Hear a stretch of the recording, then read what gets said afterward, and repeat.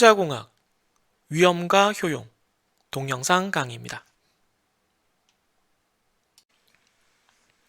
네, 오늘 오프닝 토크는 투자공학 개론에서 학생들에게 듣고 싶은 얘기 추천하라고 했더니 어떤 학생이 결혼의 장점과 단점에 대해서 알려달라고 하더라고요. 이거 뭐 날 나락으로 보내려고 암살하려고 그런 질문을 한 것 같은데 어쨌든 얘기가 나왔으니 최선을 다해서 간단하게 한번 얘기를 해보도록 하겠습니다. 생각보다 좀 길어질 수도 있을 것 같긴 하지만 네, 한번 들어보기를 바랍니다. 네, 학기 초에 보통 제가 학생들에게 너희들은 누구니? 이 과목을 잘 알고 있니? 뭐 이런 설문조사를 하는데 마지막 질문으로 뭐 아무 얘기나 내가 해줬으면 좋은 얘기 같은 것들을 좀 추천을 해봐라. 그러니까 뭐 서로 바라는 게 있나 뭐 이런 가벼운 질문을 하곤 하는데 이게 학생들이 이제 뭐 질문을 막 하다가 심지어 이런 질문을 하게 됐어요. 네. 결혼의 장점과 단점이 무엇라고 생각하십니까? 이거는 굉장히 위험한 얘기입니다. 아, 이건 저를 암살하려는 얘기라고 볼 수가 있죠. 이거는 네, 굉장히 위험한 네, 의도가 아주 불순한 의도가 불순한 네, 이건 나락으로 가는 나락 퀴즈 쇼 요즘 있죠. 이 나락 퀴즈인가 이런 생각이 들었어요. 이거 뭔 의도로 이렇게 질문을 한 거냐? 진짜 20대 초반인 학생들이 뭐 3, 4학년이래 봤자 군대 갔다 와도 24, 5 정도인 학생들이 진짜 벌써 결혼이라는 사회적 제도에 대한 회의감과 의구심을 가지고 있는 건가? 물론 제가 학교 다닐 때는 좀 시대가 달라서 결혼을 안 한다라는 개념이 굉장히 신선하고 어떤 도전적인 그런 개념이었습니다. 가치관이었습니다만 지금은 뭐 그렇지가 않죠. 예, 불과 20년 사이 우리나라도 많이 바뀌었는데 그거에 관해서는 이제 대표적인 밈을 제가 인터넷에 찾아봤더니 이 두 가지로 얘기를 할 수가 있을 것 같아요.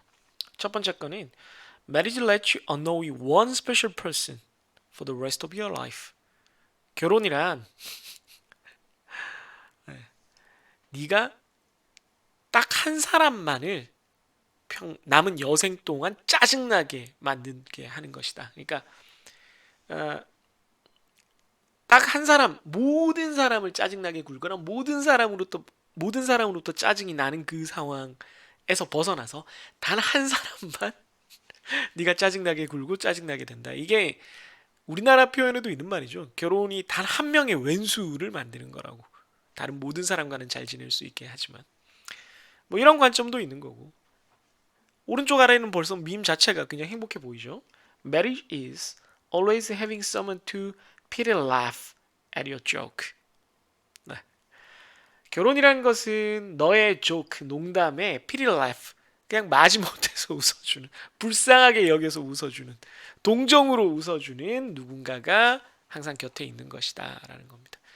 뭐 더 좋은 거는 사실은 같은 웃음 코드를 공유하는 누군가가 옆에 있다라고 받아들여지는 것이기도 하죠. 그러나 제가 결혼에 대해서 장점이나 단점 뭐 이런 두 가지 시각, 뭐 과거에는 두 가지 시각을 다 얘기하는 것 자체가 조금 이상했었는데 이게 어느새 이제 저울에 놓고 이렇게 얘기를 해야 되는 시기인 것 같기도 합니다. 그런데 그걸 제가 평가하기에는 좀 조건이 부족하다는 생각이 들어요. 특히나 이제 산업공학 전공한 학생들이라면 실험계획법 들었죠? 실험계획법에서 전과 후를 이렇게 비교한다라면 전과 후를 비교하는 실험도 하죠. 전보다 후가 좋다는 걸. 근데 이게 완벽하지 않은 실험이라는 걸 알 거예요. 결혼 전과 결혼 후 이건 이제 결혼을 했고요. 결혼 전과 결혼 후 이건 결혼을 안 한 상태. 이렇게 돼야지 얘들끼리 비교해야 올바른 테스트가 되죠. 무슨 말인지 이해했어요? 어떤 음식을 먹기 전과 먹기 후를 비교했을 때 먹은 후에 에너지가 올라갔다. 이거는 그 음식이 좋다는 얘기로는 불충분해요. 그 음식이 영양을 줬다, 에너지를 줬다라는 얘기로는 충분하지만 다른 음식도 에너지를 줄 수 있기 때문에 우리가 결혼의 장단점이라는 거를 얘기를 할 때는 암묵적으로 결혼을 하지 않은 상태랑 비교를 하고 싶은 거잖아요. 그러니까 정확하게 얘기를 하려면 이 나이 때 이런 삶을 살면서 제가 이런 직장을 가지고 이런 커리어를 가지고 사회적으로 이렇게 살아가면서 결혼을 하지 않은 상태를 경험해 봐야 이렇게 비교가 정확하게 된다는 얘기입니다. 근데 그럴 만한 조건을 갖춘 사람은 별로 없어요. 이혼한 사람이 있지 않냐라고 하는데 그 사람은 좀 또 다른 패스를 가지고 있는 거죠. 그렇기 때문에 이걸 한 사람의 경험으로부터 장점과 단점을 평가하라. 이건 좀 위험한 얘기 같습니다. 물론 우리가 가볍게 단편적으로 얘기를 할 수는 있죠. 뭐 그것까지 불가능하다는 얘기는 아닙니다만은. 그래서 제가 꼰대로서 얘기를 좀 하자면 밈이라는 게 인사이트는 아니에요. 그냥 인터넷에서 막 끌고 온 거니까 이분과 제가 무슨 관계가 있다거나 이분에게 무슨 억한 심정이 있는 건 아닙니다. 중2병이라는 게 사회적으로 뭐 이미 유행이 몇물간 밈이죠. 제가 생각하기에는 중2병이라는 게 나를 특별하게 여기는 것이 좀 과도한 거죠. 뭐 제가 학생들한테 얘기하지만 중고등학교 때 그런 친구들 많이 있어요. 저를 포함해서 왜 나에게만 이런 일이, 왜 나에게만 이런 고민이, 왜 나에게만 이런 고통이 라고 생각을 하는데 세상은 당신에게 그렇게 관심이 없습니다. 세상은 당신을 그렇게 특별하게 대해주지 않아요. 그렇기 때문에 우리가 깨닫는 어떤 것들이 그 당시에는 굉장히 특별하다고 생각을 하지만 사실은 누구나 다 빠르게 혹은 늦게 거쳐가는 깨달음이나 거쳐가는 생각들의 일부분인 경우가 대다수입니다. 그래서 설령 어떤 사람이 아주 특별한 깨달음을 얻고 그게 시간이 지나면서 모든 사람에게 전파돼서 거대한 가르침이 되는 경우가 있기는 있다 손 치더라도 종교 지도자라든가 대단한 석학 철학자라든가 뭐 이런 사람들이 있죠. 이데올로기를 만든 사람들이 대부분의 경우는 전체 세상을 바라보면서 세상이 여기 있는데 나만 이런 걸 깨달았어 이 바보들아 라고 하는 세상이 다 그렇기 때문에 내가 조금 다른 생각을 한다는 것 자체가 재미있어지고 특별해지는 경우를 우리가 많이 보는데 그걸 이제 밈이라고 하죠. 이 얘기는 제가 또 나중에 또 한번 하겠습니다만 그게 바로 인사이트가 되지는 않습니다. 그것들 중에 이런 밈 중에 뭐 때로는 이 안에 있는 것들도 있지만 특별히 어떤 사회적인 일반적인 제도에서 벗어나고자 하는 시각에서 벗어나고자 하는 수많은 시도들 중에 아주 극소수만 인사이트가 될 뿐이고 게다가 오른쪽에 있는 거를 통해서 말씀을 드리면 이게 요즘 제가 굉장히 공감한 짤인데요. 어떤 걸 보면서 사람들이 그냥 이걸 재밌게 해요. 네, 재밌게 하는데 이게 여기에 뭐 데스 스트랜딩이 들어갈 수도 있고 뭐 원신이 들어갈 수도 있고 온갖 종류의 게임이나 스포츠나 드라마나 뭐가 들어가도 상관없습니다. 어떤 아이돌이 될 수도 있고 야 그거 이러저러 해서 안 좋아 그거 이러저러 해서 안 좋고 이거 누구 몰랐지 이게 이런 부정적인 일이 있어 라고 겁나 큰 목소리로 외치는 재밌어 하지 말라고 라고 외치는 사람들이 있는 것 같아요. 그게 별로 좋은 얘기가 당연히 아닐 뿐더러 그 얘기가 설득력을 가지는 지점은 아주 특수한 그렇게 외쳐야 되는 경우의 범위 안에만 있다라고 생각을 합니다. 그래서 이런 경우들을 보면서 제가 꼰대로서 얘기를 하자면 그냥 세상 사람들이 지루하게 얘기하는 것들 속에서 보통 진리가 있기 때문에 부모님과 얘기를 많이 하는 것이 좋겠다. 저보다는 그런 생각을 많이 합니다. 물론 부모님도 개인화된 경험이겠지만 저보다는 훨씬 더 경험이 많으실 거고요. 저보다는 훨씬 더 많은 분들을 만나오셨을 겁니다. 그럼에도 불구하고 저한테 꼭 얘기를 원한다면 네. 이야기를 많이 들어보는 건 추천은 하긴 하지만 타인의 정보가 효용이 좀 제한적이다라는 말을 할 수밖에 없습니다. 네. 예를 들어 저보고 결혼의 장단점을 묻는다면 일단 저는 굉장히 사랑스러운 두 딸들이 있고 지금 이 두 딸들을 키우느라고 정신없이 살아가고 있기 때문에 제가 드릴 수 있는 학생들에게 드릴 수 있는 정보의 대부분은 제가 두 딸과 살아가는 오늘을 기반으로 하고 있을 텐데 이게 뭐 아주 특별하진 않지만 그렇다고 모든 사람에게 적용이 될 만한 일도 아닙니다. 너무 개인적인 얘기라서 길게 할 수는 없지만 불과 몇 년 전에는 저는 아이와 함께하는 인생이 있을 거라고 기대할 수 없었기 때문에 제가 그 짧은 시간 속에서 많은 것들을 제 입장을 바꿔가면서 깨달은 그런 것들을 너도 이렇게 될 거야 라고 얘기를 할 수가 당연히 없는 것이죠. 그래서 목소리를 높여서 내가 확실히 아는데 이건 이래 이건 저래 라고 하는 것들을 늘 경계해야 되지만 특히나 이런 결혼과 같이 인생을 결정하는 문제는 더더욱 남의 얘기를 들어서는 곤란하겠다. 굳이 이 김겨스의 얘기를 듣겠다면 당연히 결혼은 행복한 것이고 가정을 이루고 살아가면서 나를 사랑해주는 사람들에게 둘러싸여서 잠들고 깨는 것 이상의 어떤 행복이 존재하는 것을 아직은 발견하기 어렵다라고 말씀을 드리겠습니다. 네, 그게 다예요. 너무 길게 얘기했지만 그게 전부입니다.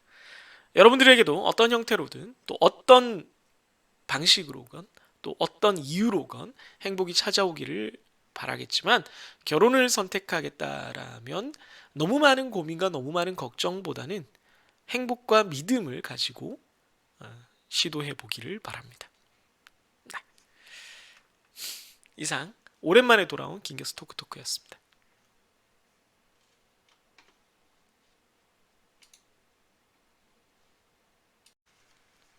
네, 위험과 의사결정이라는 제목으로 첫 페이지가 시작되는데요. 뭐 어려운 얘기는 아니고 제가 너무 작게 나오네요. 조금 확대를 하도록 하겠습니다. 네. 너무 뒤에 지저분한 나의 방이 연구실 풍경이 뭐가 저런 게 있는 거지? 저건 뭐야? 뭔지는 모르겠네요. 여기 뭐가 있지? 네, 아무튼 이따 좀 치우겠습니다.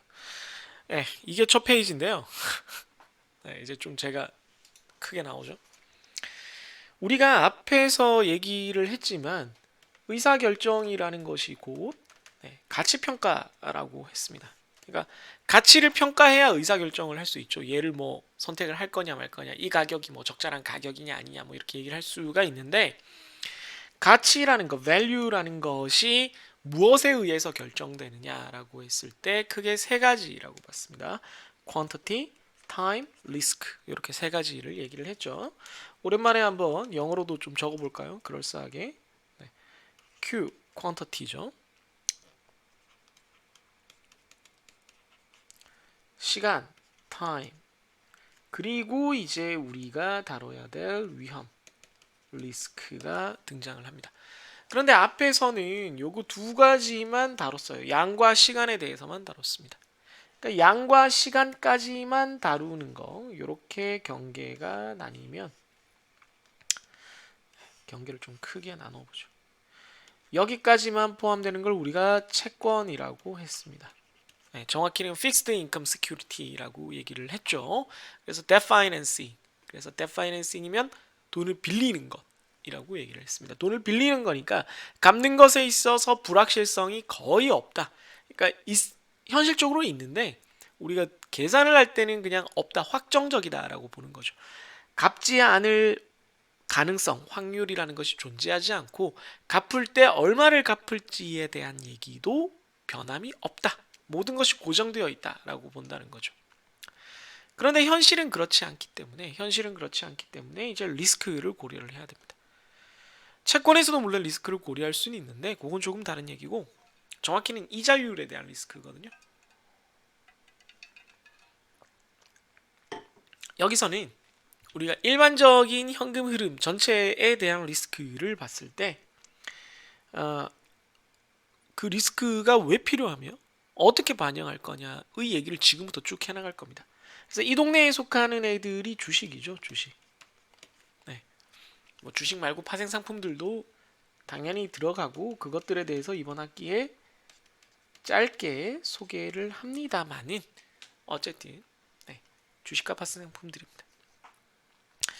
그렇게 봤을 때 이제 첫 번째 여러분들이 가져야 되는 의무는 이 리스크라는 것을 꼭 고려를 해야 되느냐.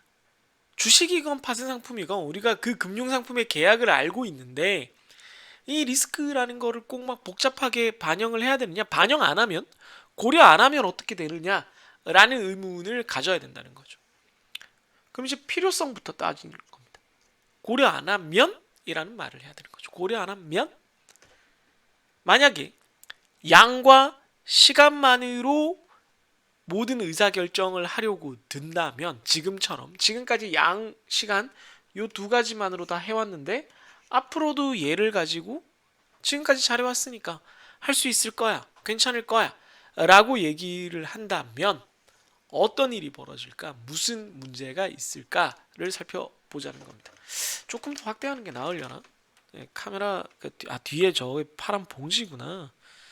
네. 이것도 한번 녹화되면 여러 번 쓸 텐데 이게 항상 좀 오이 이건 너무 좀 그런가? 너무 얼빡인가? 네. 빨리 여기까지 찍고 저걸 치워야 되겠네요. 죄송합니다. 그래서 양과 시간을 그대로 고려하는 그 규칙을 앞으로도 다른 상품에도 주식, 파생 상품에도 적용을 한다면 아무 문제가 없을까? 아무 문제가 없으면 뭐 굳이 위험을 적용을 안 해도 되니까 이러면 필요성이라는 게 당연히 무슨 문제가 생기나? 문제가 생겨요. 그 문제가 생기니까 그 문제를 해결하려면 위험을 고려해야 된다 이렇게 얘기를 하는 거겠죠. 이게 산업공학에서 많이 쓰이는 그 가설검정도 그렇고 학문에서 대부분의 어떤 그 자기 주장의 논리는 보통 이런 구조예요. 이게 꼭 필요하네? 이렇게 얘기를 하는 게 아니라 아 이거 없으면 야 이렇게 되잖아. 어떡할 거야? 그러니까 이거 있어야 되겠지. 이런 식으로 가는 거죠. 학문적으로 되게 아름다운 얘기인데 이게 제가 이런 식으로 자꾸 묘사를 하면 너무 약팔이가 되는 느낌이 있긴 합니다. 네, 죄송하고요. 그래서 위험을 고려한 평가 방법은 그럼 뭐냐라고 했을 때 제일 처음에 우리가 배우게 되는 개념은 지배 원리입니다. 지배 원리. 네, 도미넌스예요. 도미넌스. A가 B를 지배한다. 뭐 이 동네가 이 나라가 저 나라를 지배한다 할 때 우리가 많이 쓰죠. 전쟁 뭐 게임이나 아니면은 실제 역사를 배울 때도 여기서의 지배는 그것보다는 뭐 나중에 좀 다시 배우게 되겠습니다만 우월하다라는 느낌으로 쓰면 돼요. 우월하다. 우월하다라는 건데 모든 경우에 우월해야 되는 겁니다. Always to everyone. 이제 핵심은 요거거든요. always이기 때문에 사실은 always이기 때문에 to everyone 모두에게 다 똑같이 보이는 그런 기준이 있긴 있어요. 그래서 이건 좀 간단합니다. 간단한데 당연히 간단한 걸로 세상이 다 해결이 안 되니까 우리가 이 짓을 하고 있는 거란 말이죠. 그래서 이 지배 원리가 뭔지 배우면서 동시에 요걸로는 조금 안 되니까 간단하게 쓰는 방법으로는 좀 안 되니까 요게 한계가 있으니까 효용이라는 걸 만들어냅니다. 영어로 utility라고 하죠. utility. 요거는 또 이제 우리가 굉장히 친숙해져야 되는 개념이긴 합니다. 이 utility라는 거를 만들어내게 되는데 이 utility를 가지고 위험을 반영을 해서 계산을 하게 돼요. 그러니까 새로운 지표를 만드는 거죠. 새로운 지표. 새로운 계산을 하게 되는 겁니다. 근데 이때 계산을 할 때 당연히 양과 시간은 기존에 이미 계산식에 들어갔는데 우리가 효용이라는 걸 쓰지 않았잖아요. 그래서 효용이라는 걸 쓸 때는 우리가 위험을 넣게 돼요. 근데 위험을 어떻게 넣느냐에 따라서 위험이 모든 사람에게 다 똑같이 받아들여지지 않는다라는 사실을 우리가 깨닫게 되고 어떤 예제를 통해서 그래서 그럼 사람마다 얘를 어떻게 받아들일 거냐라는 거를 요 선호도라는 걸로 반영을 합니다. 즉 다시 말해서 이 선호도 preference라는 거는 사람마다 위험을 받아들이는 정도가 다르다는 것을 숫자로 혹은 어떤 식으로 표현한 것이 됩니다. 뭔 얘기예요? 사람마다 다르고 개인별로 다르고 따라서 복잡하다는 얘기죠. 그러니까 간단하게 되면 좋겠는데 간단하게 안 되니까 이 한계를 극복하려고 복잡한 걸 만들게 되는 겁니다. 그럼 우리가 앞으로 사용하게 되는 건 지배 원리겠어요? 효용이겠어요? 네, 안타깝지만 이 단원 자체의 제목이 위험과 효용인 걸만 봐도 알 수 있죠? 네, 효용입니다. 효용. 여러분 대단히 죄송하지만 몇 페이지 안 되는 강의 자료죠.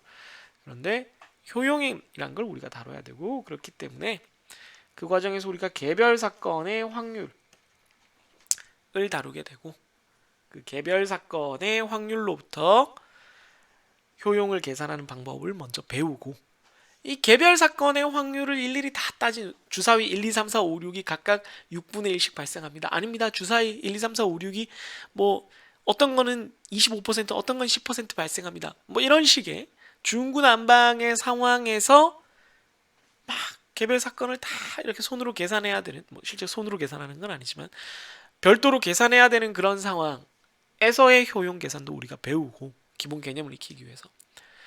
현실 세계에서는 주가가 움직이는 게 뭐 이렇게 됐다 저렇게 됐다 이렇게 몇 가지로 나눠지는 게 아니고 수많은 가지수가 있는 거죠. 수많은 가지수가.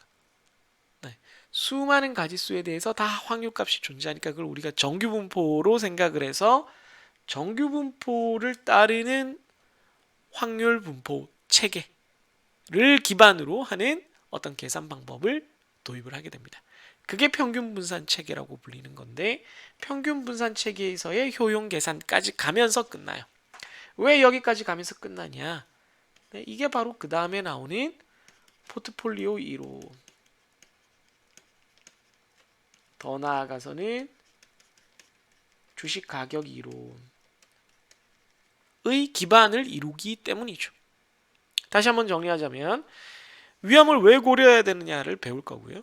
그럼 위험을 고려하는 방법으로 되게 간단한 것도 배우는데 그걸로 안 돼. 그럼 복잡한 걸 배우는데 처음에는 복잡한 것 중에 조금 간단한 걸 배우다가 결국에는 제일 복잡한, 사실은 제일 복잡하진 않아요. 제일 넓은 케이스를 반영할 수 있는, 넓은 케이스를 다룰 수 있는 그런 체계, 시스템, 평균 분산 체계, 정확히는 영어로 시스템이나 프레임워크이라서 프레임워크를 배우는데, 왜 거기까지 제가 여러분들을 끌고 가느냐 하면 이게 그 다음 단원에 나오는 포트폴리오, 그 다음 단원에 나오는 주식 가격 결정 이론과 관련 있는 정도가 아니라 걔네들의 기반이 되는 놈이기 때문이다라는 거죠.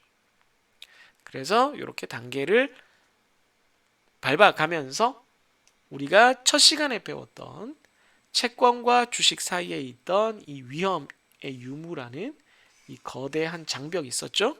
이 장벽을 넘어가는 과정을 이제 하게 된다는 겁니다. 이해하셨죠? 네, 그럼 이제 시작해 보도록 하겠습니다. 네, 그럼 위험의 필요성부터 한번 보도록 하겠습니다. 앞에서 우리가 얘기를 한 구조, 이 단원의 구조에 있어서 제일 이제 먼저 나오는 게 위험의 필요성이죠. 위험을 고려 안 하면 안 되냐? 뭐 이런 이제 의문을 가질 수 있는데 그거에 대한 답을 해야 되니까. 그러기 위해서 이제 우리가 먼저 재밌는 예를 한번 살펴보게 됩니다. 세인트 피터스버그 패러독스라는 게 있어요. 네, 뭐 이게 상트페테스부르크거든요. 네. 상트페테스부르크에 있는 어떤 야바위꾼을 이제 가정한 겁니다. 다니엘 베르누이라는 수학자가 1738년에 만든 컨셉추얼한 예제입니다. 앞면이 나올 때까지 동전을 던져요. 그래서 앞면이 나오면 끝납니다. 앞면이 나오는 순간 끝나는데 그때까지 던진 횟수에 따라서 상금이 결정됩니다. 그래서 그 상금 테이블은 다음과 같습니다. 처음에 한 번 던져서 바로 앞면이 나오면 그냥 뭐 2원이라고 해도 되고 뭐 2달러라고 해도 되고 뭐라고 해도 상관없습니다. 네, 2원을 받는다라고 치죠. 그 다음에 처음에는 뒷면, 그래서 한 번 더 던질 수 있어요. 처음에는 뒷면이 나오고 그 다음에는 앞면이 나왔다. 그러면 2배를 받습니다. 그 다음에 처음 2번은 다 뒷면이 나옵니다. 뒤. 그럼 한 번 더 계속 더 던질 수 있죠? 그럼 세 번째 앞면이 나왔어요. 그럼 세 번째에 나왔고 8이 됩니다. 또 2배가 돼요, 상금이. 이게 계속 2배가 되죠. 네. 계속 상금은 2배가 됩니다. 야, 상금을 계속 이렇게 2배씩 줘? 쉽게 생각하면 봐서 알겠지만 n번 만에 동전을 던진 횟수가 n번까지 가서 계속 뒷면이 나오다가 n번째 비로소 앞면이 나오는 그런 사건이 발생을 했다 라고 하면 그 사람에게는 2의 n승만큼의 상금을 주게 됩니다. 자, 그럼 도대체 이거 참가비 얼마를 내면은 이게 적절한 가격이냐를 봤을 때 우리가 위험 이런 거 안 따지고 퀀터티랑 타임을 따졌을 때 뭐 타임도 이거 실제로는 게임을 하는데 시간이 들어가지만 뭐 대충 뭐 한 10분 안에 끝난다고 쳐요. 그럼 뭐 돈의 시간같이 안 붙는 그런 상황이라고 치면 도대체 내가 얼마를 받을 수 있을 건지만 생각을 하면 되잖아요. 얼마를 받을 수 있을 건지만. 그럼 얼마를 받을 수 있을 건지는 우리가 보통 기대값으로 따지거든요. 예. 기대값, 즉 평균을 계산을 하면 된다는 거죠. 조금 다른 개념이지만 그냥 넘어갑시다. 네. 평균을 계산을 하면 된다는 겁니다. 그러면 이게 기대값이죠. 이 표준어가. 네. 고치도록 하겠습니다. 찾아보고. 네, 저도 제가 어릴 때랑 맞춤법이 좀 달라진 게 있어가지고요. 제가 만약에 틀리는 거라면 여러분들은 틀리면 안 되니까 고치도록 하겠습니다. 첫 번째 만에 동전의 앞면이 바로 나왔다. 동전은 앞면 뒷면 둘 중에 하나밖에 없으니까 동전의 앞면이 나올 확률은 2분의 1입니다. 그죠? 그럼 상금 2원을 받을 확률이 2분의 1이니까 2분의 1의 확률로는 2원을 받는다. 따라서 이거 두 개를 곱하면 기대값은 1입니다. 두 번째 만에 그 동전 앞면이 나왔다. 그럼 처음엔 뒷면이 나와야 되고 그 다음엔 앞면이 나와야 돼요. 2분의 1 곱하기 2분의 1. 뒤가 나온 다음에 앞이 나와야 되니까. 그래서 확률은 4분의 1이 됩니다. 상금도 4니까 4분의 1의 확률로 4원을 받는다. 또 이 둘을 곱하면 기대값은 1이 됩니다. 그 다음 뒤 앞. 이건 확률이 8분의 1이고 그때 8원을 받아요. 이것도 곱하면 1이죠. 그래서 곱하면 계속 1이 됩니다. 이게 무한대가 되면 확률은 거의 0으로 가지만 거의 0이지 0은 아니거든요, 사실. 네, 그래서 이거 두 개 곱하면 이게 정확히는 무한대분의 1이 됩니다. 무한대분의 1. 2의 무한대승분의 1이기 때문에 이거 두 개 곱하면 네, 1이 됩니다. 네. 정확히 쓰자면 2의 무한대승이고 얘는 2의 무한대승분의 1이거든요. 어쨌든 발산을 하지만 네, 계산을 할 수 있어요. 그러면 이게 무한계가 있어요. 무한계가. 이거 개수가 무한계가 있습니다. 1에서부터 무한번까지 2의 K승, 여기가 2의 K승이죠. 상금이 2의 K승이죠. 확률은 2의 K승분의 1. 2의 K승분의 1이죠. 이거 두 개를 곱했더니 1이죠.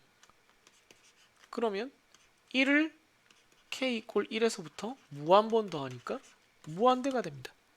기대값이 무한대예요. 이 게임은 기대값이 무한대입니다. 그래서 제가 아까 이 상금 단위가 원이 되건 달러가 되건 상관이 없다라고 한 겁니다. 어차피 무한대니까. 그러면 우리가 앞에서 했던 얘기로 따지자면 얘를 얼마를 내고 참가를 하면 되느냐? 무한대를 내야 된다라고 생각을 하는 거예요. 무한대를 내야 된다. 근데 정말 그럴까요? 정말 여러분들 이건 무한대 무한대가 아니라 10억 100억을 내고 이 게임에 참여를 하시겠습니까? 아니죠. 아니라고 생각을 하는 게 정상적인 느낌입니다. 여러분들이 아니라고 대답을 하고 있다면 정상적인 감각을 가지고 있는 거예요. 그럼 이제 거기서 왜라는 질문을 해야 됩니다. 왜?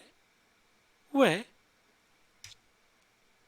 그럼 실제로 받게 될 돈은 보통 얼마일까요? 한번 계산을 해보면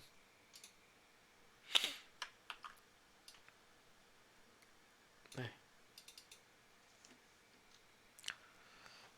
자, 제가 이렇게 만들어 놨는데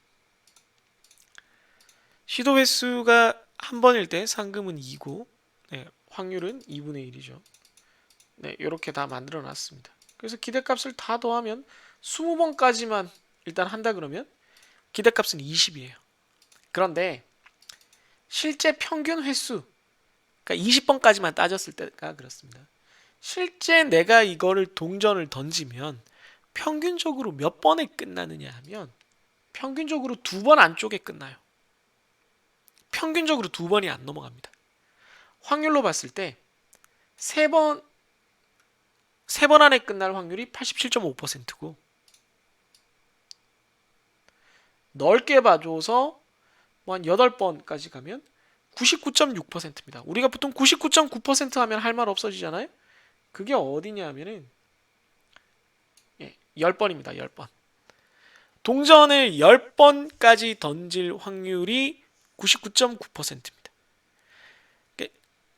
10번이라는 어마어마하게 낮은, 그러니까 10번을 넘어가는 일이 거의 안 생긴다는 얘기죠. 낮은 확률로 기껏해야 1000을 얻을 수 있어요. 기껏해야 1000을 얻을 수 있습니다. 그래서 이게 원 단위라고 치든 만원 단위라고 치든 이게 뭐 몇만 원이 넘어가면 이 1000을 얻을 가능성이 거의 없다라고 봐야 되는 겁니다.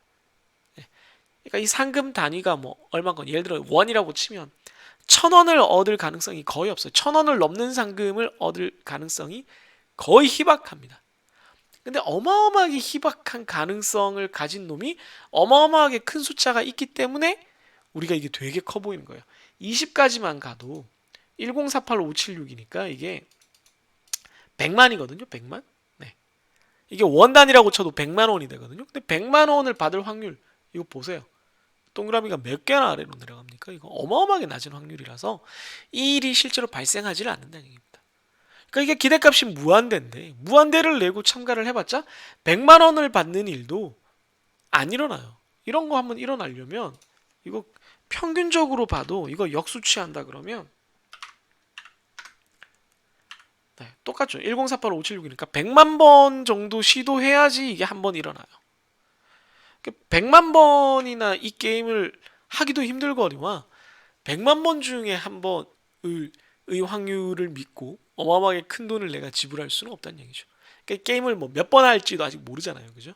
근데 한 번 한다 그러면 진짜 이건 말도 안 되는 게임이고 10번, 100번, 1000번을 한다고 해도 우리의 기대값은 대부분 요 근처에 있을 거란 얘기입니다. 잘 봐줘야 여기 이 정도까지 가겠네요. 잘 봐줘야. 왜냐면 여기까지만 해도 97%거든요. 그렇기 때문에 이게 되게 큰 어떤 확률처럼 보이지만 실제로는 우리가 얻게 될 돈은 대부분 얼마다? 대부분 이 근처다. 네. 뭐 많이 봐주 32분의 1까지 봐주셔도 돼요. 그래서 확률과 위험, 어떤 가능성을 고려하지 않고 얘를 그냥 평가하면 이 게임은 내가 돈을 얼마를 내든 10억을 내든 20억을 내든 이 게임을 하는 게 좋겠어요 라고 기대값만 보고 그렇게 판단을 해서는 안 된다는 겁니다. 위험을 반드시 고려를 해야 된다는 필요성을 여기서 느낄 수가 있다라는 거죠.